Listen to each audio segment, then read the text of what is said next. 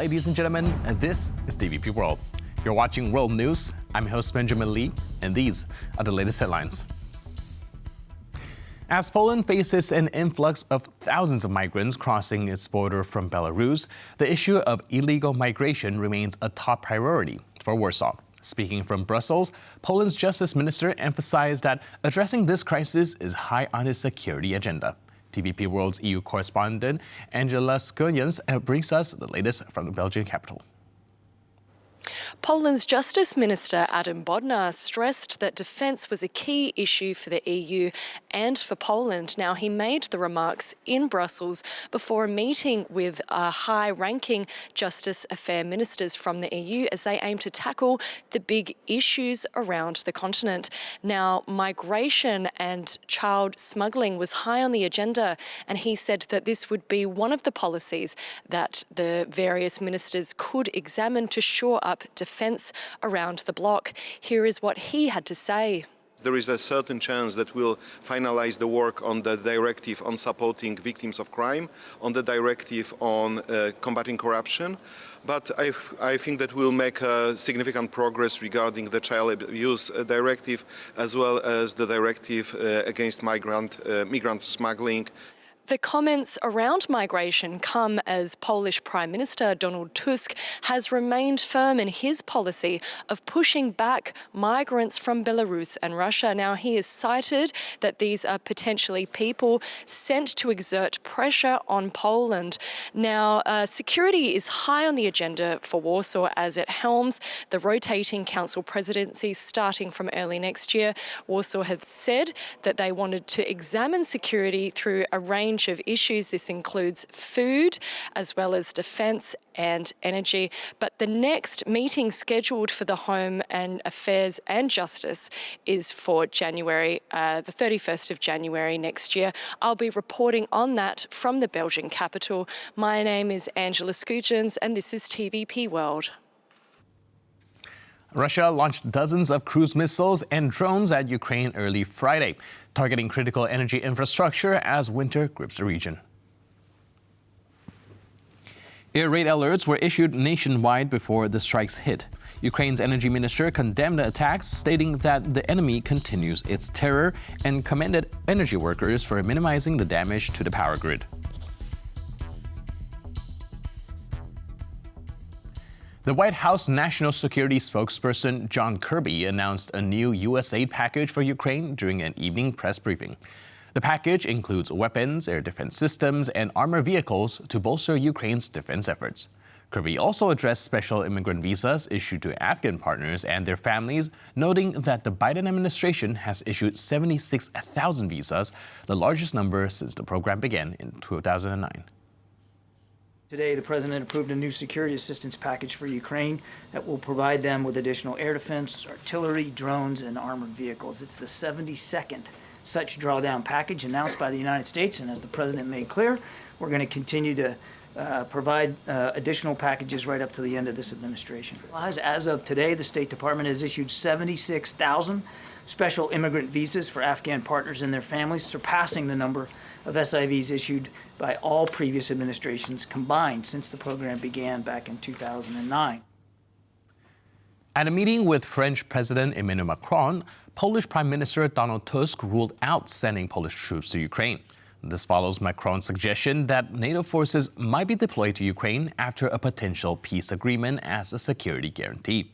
Wojciech Szpelski of Visegrad Insight commented that Poland's proximity to Russia makes such a move too risky.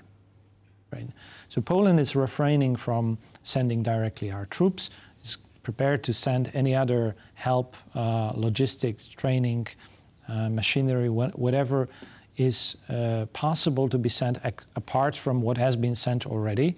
But at the same time, Poland is replenishing its stocks of ammunition, of the equipment, and doing training and upgrade of the size of the military in Poland. As a country on the front line of neighboring with Russia, neighboring with Ukraine and Belarus, we need our uniformed servicemen present on the ground here in Poland that allows other nations in NATO to participate and to provide stability and security on the continent. Protesters in Georgia fear the ruling party is poised to appoint a loyalist as the country's next president.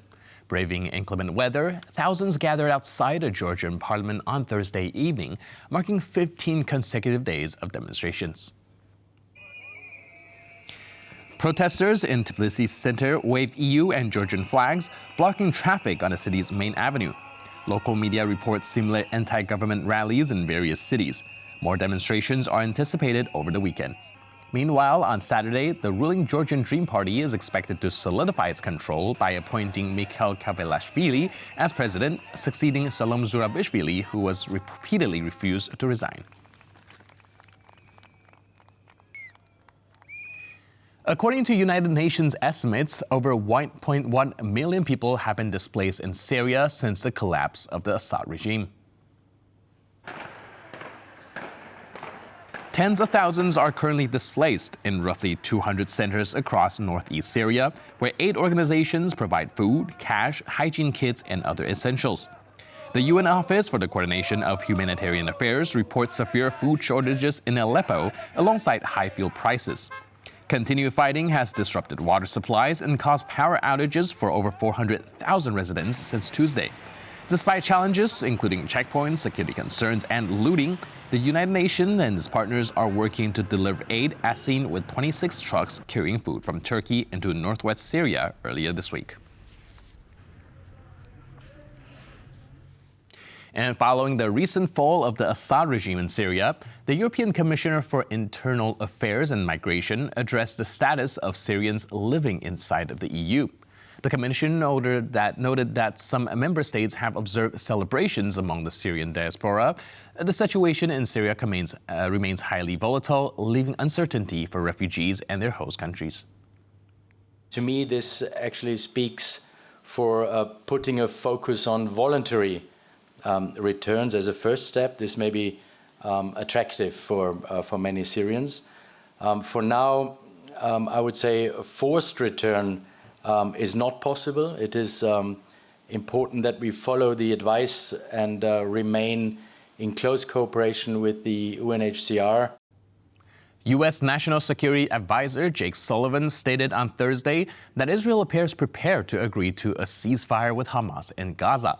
This announcement followed a meeting with Israeli Prime Minister Benjamin Netanyahu.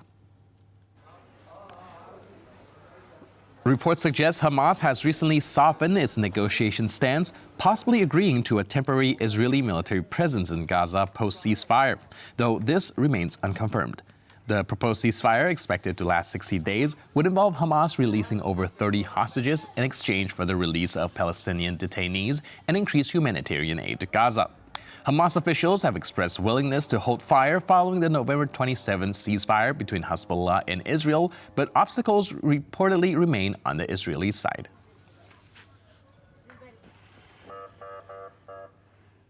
Thousands of students protested outside the Serbian national television headquarters, criticizing its coverage of their cause. This follows 2 weeks of university blockades sparked by a deadly roof collapse that killed 15 people. Students have maintained blockades of higher education institutions, demanding full disclosure of documents related to renovations at the railway station where the collapse occurred. While the government has agreed to increase education funding by 20%, many universities remain closed, with over a third of state faculties canceling classes. December 13 marks a somber moment in Polish history. On this day, 43 years ago, the Polish People's Republic imposed martial law in response to the growing anti-communist solidarity movement. On December 13, 1981, tanks rolled through Polish streets and citizens' freedoms were severely restricted. Food shortages worsened amid an escalating economic crisis, where anti-government protests were brutally suppressed with thousands arrested. During the 1 year and 7 months of martial law, around 100 people lost their lives.